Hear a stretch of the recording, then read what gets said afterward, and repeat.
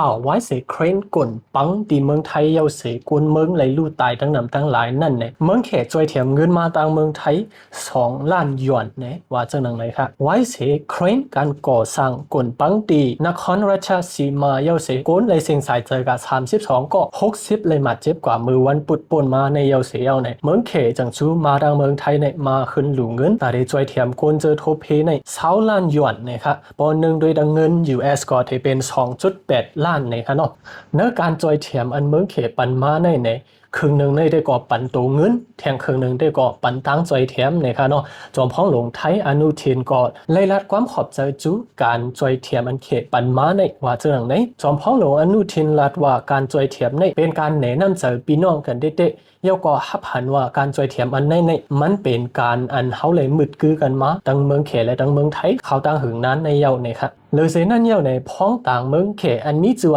จางจินเวยอันว่านั่นก็ลาเธอคอมพานีเขอันเขาป้าไว้ในการก่อสร้างเนี่ยเฮาจอยเทียมเต็มเฮาห่มมือตั้งหลงปองจึงไทยในการจอยเทียมในเต็มเนี่ยว่าจังหนังไหนมันใจขึ้นสืบและแทงว่าการสร้างเส้นตั้งหลงไฮเวย์เนี่ยเป็นการเฮ็ดให้เมืองเขและตั้งเมืองไทยเตอจำเจอกันมาเลยเนี่ยลองรถเพมือการสร้างเส้นตั้งหลงเจอในแต่เลยเฮ็ดให้มันมีลองห่มลมรถเพที่สุดเนี่ยมันใจหลัดจังหนังไหนไว้เสเครนก่อสร้างไรกลุ่นปังเย่าตีนครราชสีมานั่นเย่าเนี่ยเที่ยงวันหนึ่งไว้ในวันพัดมือว่าเนี่ยกันเนาะซ้ำมีลองเครนกลุ่นปังแทงตีหนึ่งตีสมุทรสาครเนี่ยค่ะก้นไหลตายกว่า2ก็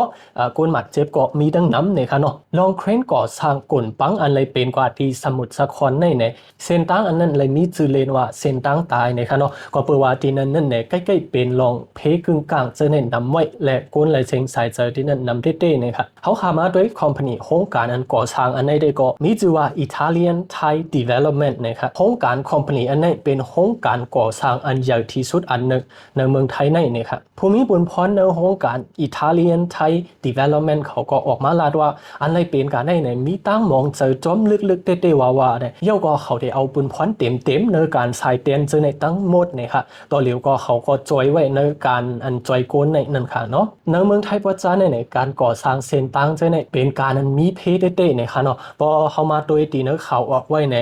เขาดัง7 ปีในก้นอันไรตายกว่า